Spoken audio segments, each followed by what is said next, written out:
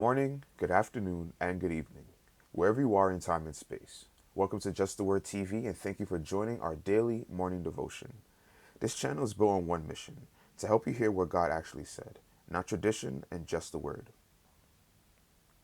So, we're moving forward in our discussion on what a spiritual Baptist is, and we're looking at the different characters in the Bible in order to see, to see it in action, to see it play out.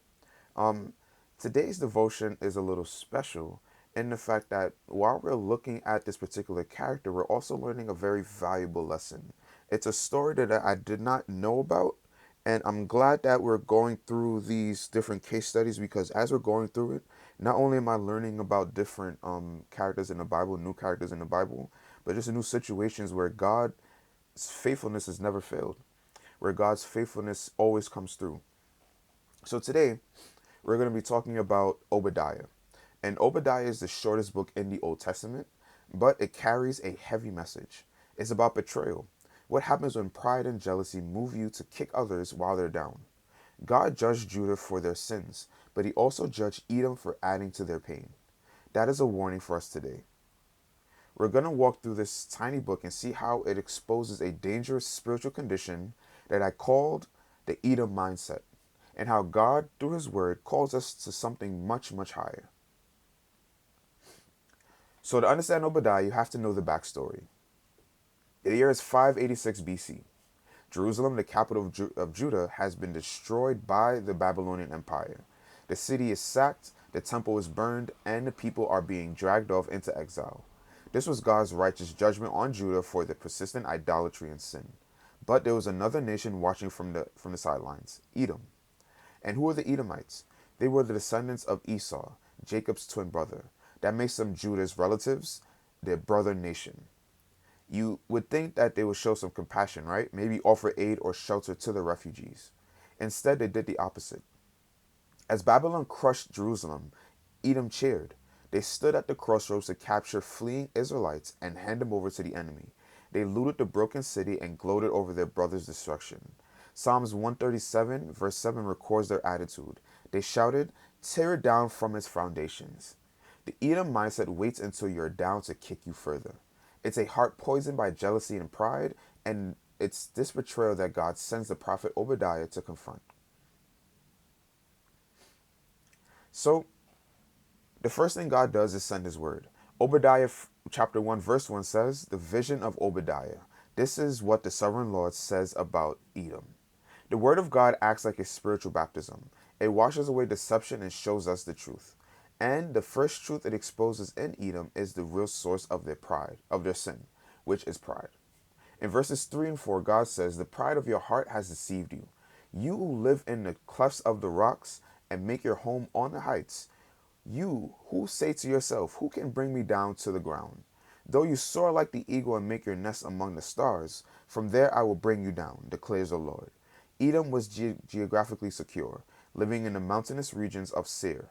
They felt untouchable, superior, but God's word baptized their perspective, showing them that their pride was a form of self-deception. They thought their position made them safe, but their heart posture made them a target for God's judgment.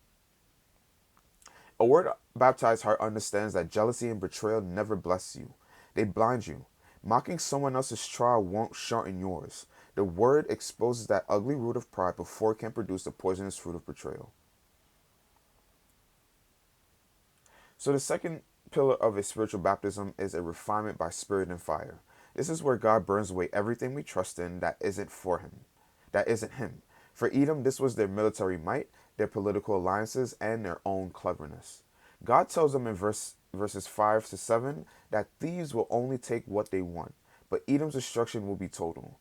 And who will do it? Their own allies. All of your allies will force you to the border. Your friends will deceive and overpower you. The very people they trusted will betray them. This is a very profound spiritual law. What you sow, you will reap. Edom sowed betrayal, so they reap betrayal. Then in verses 8 and 9, God says he will destroy their famous wisdom and their mighty warriors. The fire of God's judgment will prove that their earthly security was an illusion. This refinement process is painful, but it's necessary. It reveals what is temporary and what is eternal. Edom trusted in things that could be burned, so they were consumed. And God doesn't just condemn Edom's actions, he goes straight to the heart. This is the priority of interchange. In verses 10 to 14, God gives a detailed list of their sins, and it's all about their inner attitude. You stood aloof while strangers carried off his wealth. You gloated over your brother's disaster. You boasted in the day of their trouble. You looted his house in the day of his calamity. You handed over his survivors to the enemy. These are all symptoms of a sick heart, a heart filled with decades, even centuries of resentment, tracing all the way back to Jacob and Esau. Their brother's trial didn't recreate this wickedness in them, it revealed it. And this is a very sobering lesson in the book, in the Bible itself. Betrayal exposes more about you than the person you hurt. Let me repeat that one more time. Betrayal exposes more about you than the person you hurt. How you respond when someone else is being judged or going through a trial shows the true state of your own heart. God judged Judah, but he didn't excuse Edom for piling on. Their inner corruption was laid bare for all to see. And it's this understanding as well, right? I mentioned before that God had told his prophets that I'm going to use Babylon to basically come and to bring justice upon Jerusalem and Judah, whatever it might be, right? And you might say, well, you know what? If I'm being this type of person in this person's life, I'm only helping them develop and helping them helping them with their character development. God is not going to ask you to help someone else with their character development by going against what he's trying to develop you into, right? So God is not going to tell you to go and betray another person to help in the character development. Understand this one very important thing. God is not going to ask you to go and to be a part of anyone else's character development in that sense. To go and be evil, God is never going to ask you to go and to be evil in that particular sense. What is going to happen is instead of him going to ask someone else to be evil, he is only going to remove hedges so that the evil could come and ransack when you don't listen, right? But never is God going to ask you and to go and be like Babylon, right? To be like the Babylonian Empire and to just commit absolute evil. That goes against everything that God is teaching you about your character development. So never think, oh, well, you know what, I did it because, helping them, develop their character, helping them become better. You're not helping anyone. The only thing that you're doing is slowing down your character development. And the only thing that you're doing is helping that other person who you think you're helping. You're just helping them get closer and closer to God. So never think, never ever think. I wanted to make this very absolutely clear. I was thinking about this, and as I was meditating on this, I wanted to make this absolutely clear. Never think that you need to help God develop another person. Never think that you need to commit evil, absolutely disgusting acts of betrayal in order to help another person. And be very absolutely careful about the position you play while someone else is hurting another person while they're going through something. Let me continue. Ultimately, God is the active baptizer. He is the one who acts, judges, and restores. Obadiah's prophecy pivots from judgment on Edom to hope for God's people. In verse 15, the scope widens. The day of the Lord is near for all nations. As you have done, it will be done to you. Your deeds will return upon your own heads. God isn't just dealing with a family feud, he is the righteous judge of the entire world. Betrayal has consequences no matter who you are, but for his own people there is a different promise. Verse 17 declares, but on Mount Zion will be deliverance. It will be holy, and the house of Jacob will possess its inheritance. While Edom's mountain of pride is brought low, God's mountain of grace becomes a place of safety and restoration. And the book ends with this powerful declaration in verse 21. Deliverers will go up on Mount Zion to govern the mountains of Esau, and the kingdom will be the Lord's. God baptizes his people with hope. He says the one he is the one who settled the score. He is the one who has the final say. And the Edom mindset didn't die with the Edomites. We see it pop up again in the New Testament in the most tragic way possible, with Judas. He betrayed Jesus, the Son of God, with a kiss, a sign of brotherhood, twisted into an act of treachery. But look at Jesus' response. Hanging on the cross, looking at those who mocked, tortured, and betrayed him. He didn't call for judgment. He prayed, Father, forgive them, for they do not know what they are doing. Jesus is the ultimate anti-Edom. He absorbed betrayal and responded with grace. He models for us the only way to break the cycle. In Matthew chapter 18, Jesus tells the parable of the unforgiving servant who is forgiven an unpayable debt, but then refuses to forgive a small debt owed to him. That servant is us. We have all been forgiven an infinite debt by God. So, as Jesus asked, if grace was afforded to you, why is it so hard to give it away? Romans chapter 12, verse 21 gives us our marching orders. Do not become do not be overcome by evil, but overcome evil with good. This is the gospel solution to the Eden mindset. So, what's the final takeaway from Obadiah? Betrayal never builds, it only destroys. The Edomites vanished from history, a footnote absorbed into other nations. Their legacy is one of bitter pride and a lost inheritance. God sees how we treat people in their weakness. He is a defender of the broken. Our legacy is determined not by how we handle our own success, but by how we handle someone else's failure. And here's the key: betrayal is their sin, don't let it become yours. When you are hurt, wronged, or betrayed, you have a choice. You can adopt the Edom mindset and return evil for evil, gloating and waiting for your chance to kick them when they're down. Or you can choose the way of Christ, the way of grace, forgiveness, and trust in God's ultimate justice. God will deal with Edom. Your job is to keep your heart soft. And it makes me understand this particular thing, that if people choose, right? People will understand the situation that you're in. People will know exactly what's going on. They might not even talk to you, but they'll know exactly what's going on. And when they choose to betray you, my ask of you, everyone that is listening to this devotion today, that do not take it to heart. Do not take that betrayal to heart, because it's a couple of things that happens here, right? No matter if they reveal any type of important secrets of yours, no matter what it is, it reveals certain things about them, right? And this is something that the people who are listening to them is going to have to understand and discern for themselves. If you're going to do that to this person, right, that means that you're going to do this to me in the future. um you understand also that that even if they choose to betray, that betrayal is something that is a part of them, and it is something that they reflected from their heart. Understand that anyone who chooses to betray you, anyone who chooses to go behind your back, anyone who chooses to backdoor you, they're all just reflecting something about themselves. And it's not a reflection on you, right? So do not take anyone's betrayal as something that you need to take on for yourself.